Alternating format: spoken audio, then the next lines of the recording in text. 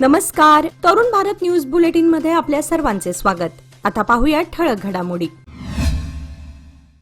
सांगली जिल्ह्यात सुरू असलेल्या संततधार पावसामुळे आता कृष्णा नदीच्या पाणी पातळीतही मोठी वाढ झाली आहे। कृष्णा नदीवरील सांगलीवाडी आणि म्हैसाळ हे दोन बंधारे पाण्याखाली गेले असून वारणा नदी ही पात्राबाहेर वाहू लागल्याने नदीकाठच्या भागात सतर्कतेचा इशारा देण्यात आला आहे। सांगली जिल्ह्यात गेल्या काही दिवसांपासून सुरू असलेल्या मुसळधार पावसाचा परिणाम आता कृष्णा नदीवरही दिसून येतोय। नदीच्या पाणी पातळीत लक्षणीय वाढ झाल्याने सांगलीवाडी आणि म्हैसाळ इथल्या बंधारे पाण्याखाली गेलेत। दुसरीकडे वारणा नदी ही पात्राबाहेर वाहत असून नदीवरील अनेक लहान मोठे बंधारे जलमय झाले आहेत। नदीकाठच्या शेतांमध्ये पाणी शिरू लागल्याने शेतकऱ्यांची चिंता वाढली आहे। प्रशासन परिस्थितीवर लक्ष ठेवून असून नदीकाठच्या नागरिकांना सतर्क राहण्याचं आवाहन करण्यात आलंय। सांगली जिल्ह्यातील ईश्वरपूर शहरात भरवस्तीत एका घरात बिबट्या शिरल्यानं आज मोठी खळबळ उडाली। तब्बल 3 तासांच्या थरारक रेस्क्यू ऑपरेशननंतर वन विभागानं बिबट्याला सुखरूप जेरबंद केलं। ईश्वरपूरच्या शंभूआप्पा बुवाफन मठ परिसरातील पाटील गल्लीत आज सकाळी एका घरात बिबट्या शिरल्याचं निदर्शनास आलं। यामुळे परिसरात भीतीचं वातावरण निर्माण झालं, तर बिबट्याला पाहण्यासाठी नागरिकांनी मोठी गर्दी केली। माहिती मिळताच पोलीस, वन विभाग आणि कोल्हापूरची विशेष रेस्क्यू टीम घटनास्थळी दाखल झाली। गर्दीवर नियंत्रण मिळवत वन विभागानं अत्यंत सावधगिरीनं रेस्क्यू ऑपरेशन सुरू केलं। सुमारे 3 तासांच्या अथक प्रयत्नानंतर बिबट्याला सुरक्षितपणे पिंजऱ्यात जेरबंद करण्यात यश आलं। पकडण्यात आलेली बिबट्या सुमारे 2 वर्षांची मादी असून ती पूर्णपणे सुरक्षित आहे। वैद्यकीय तपासणीनंतर तिला वन विभागाच्या नियमानुसार नैसर्गिक अधिवासात सोडण्यात येणार असल्याची माहिती अधिकाऱ्यांनी दिली आहे। सांगली, मिरज आणि कुपवाड शहर महानगरपालिकेनं 1 जानेवारी 2025 पासून आजपर्यंत 3827 बोगस जन्म प्रमाणपत्र दिल्याचा गंभीर आरोप भाजपा नेते तथा माजी खासदार किरीट सोमय्या यांनी केला आहे। या प्रकरणाची चौकशी करून दोषींवर गुन्हे दाखल करण्याची मागणीही त्यांनी केली आहे। किरीट सोमय्या यांनी आज सांगली महानगरपालिकेत जन्म दाखल्यांबाबत सादर केलेल्या अर्जाची माहिती आणि संबंधित नोंदींची पडताळणी केली। 1 जानेवारी 2025 पासून महानगरपालिकेकडून जारी करण्यात आलेल्या जन्म प्रमाणपत्रांची संख्या आणि त्याच कालावधीत महानगरपालिकेकडे प्राप्त झालेल्या जन्म नोंदींमध्ये तफावत असल्याचा दावा त्यांनी केला आहे।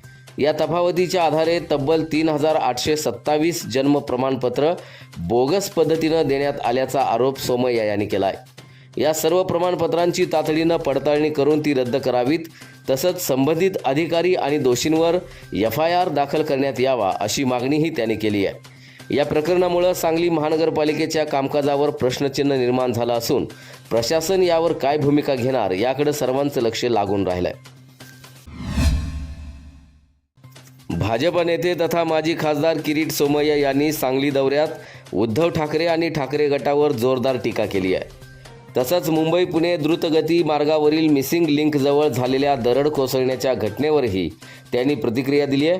सांगली महानगरपालिकेत जन्म मृत्यू नोंदणीच्या कामाचा आढावा घेतल्यानंतर किरीट सोमय्या यांनी माध्यमांशी संवाद साधला।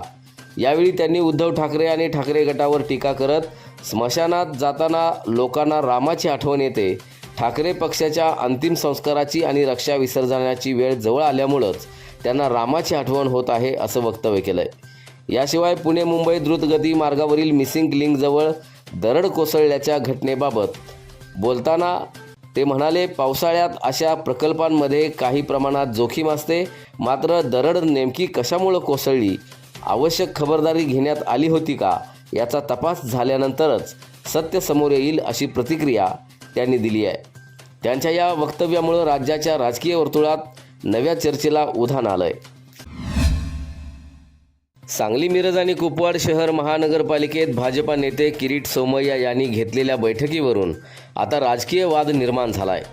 विरोधी पक्षनेते मंगेश चव्हाण यांनी या बैठकीचा निषेध करत काही दिवसात महानगरपालिकेचं सभागृह कृष्णा नदीच्या पाण्यानं धुवून काढणार असल्याचा इशारा दिलाय। जन्म मृत्यू दाखल्यांच्या संदर्भात किरीट सोमय्या यांनी महापालिकेत घेतलेल्या बैठकीवर विरोधी पक्षनेते मंगेश चव्हाण यांनी पत्रकार परिषदेत आक्षेप घेतला। कोणतंही संविधानिक पद नसताना महापालिकेत बैठक घेणं अयोग्य असल्याचं ते म्हणालेत।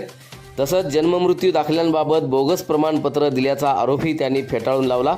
अनेक प्रकरणांमध्ये आवश्यक कागदपत्रांची पूर्तता सुरू असताना संपूर्ण यंत्रणेवर बोगस दाखल्यांचा ठपका ठेवणं चुकीचं असल्याचं चव्हाण यांनी सांगितलंय. यावेळी त्यांनी किरीट सोमय्या यांच्यावर टीका करत ज्या सभागृहात त्यांनी बैठक घेतली ते सभागृह येत्या काही दिवसात कृष्णा नदीच्या पाण्यानं धुवून स्वच्छ करू असा इशाराही दिलाय. या वक्तव्यानंतर सांगलीच्या राजकीय वर्तुळात नव्या वादाला तोंड फुटलंय. मिरज शहरात काळ्या काचा, फॅन्सी नंबर प्लेट आणि बिगर नंबर प्लेट वापरणाऱ्या वाहनांवर वाहतूक पोलिसांनी विशेष मोहीम राबवत मोठी कारवाई केली आहे. सोमवारी दिवसभरात तब्बल 160 वाहनांवर दंडात्मक कारवाई करण्यात आली. पोलीस अधीक्षक तुषार दोशी यांच्या मार्गदर्शनाखाली मिरज वाहतूक नियंत्रण शाखेनं विशेष तपासणी मोहीम राबवली आहे. या मोहिमेत काळ्या काचा वापरणाऱ्या 35 चारचाकी वाहनांवर कारवाई करण्यात आली. गुन्ह्यांच्या तपासात संशयितांकडून वापरल्या जाणाऱ्या अनेक वाहनांवर काळ्या काचा असल्याचं समोर आल्यानंतर ही मोहीम हाती घेण्यात आली आहे. याशिवाय फॅन्सी नंबर प्लेट आणि बिगर नंबर प्लेट वापरणाऱ्या वाहनांवरही कारवाईचा बडगा उगारण्यात आलाय. एकाच दिवसात एकूण 160 वाहनांवर दंडात्मक कारवाई करण्यात आली आहे. नियमांचं उल्लंघन करणाऱ्या वाहन चालकांविरोधात ही मोहीम यापुढेही सुरू राहणार असून वाहतूक नियमांचं पालन करण्याचं आवाहन पोलिसांनी केलंय. याचबरोबर आजचे बातमीपत्र इथे संपले. अधिक माहिती आणि ताज्या घडामोडींसाठी पाहत रहा तरुण भारत न्यूज चॅनल. तसेच आमच्या चॅनलला लाईक, शेअर आणि सबस्क्राईब करायला विसरू नका.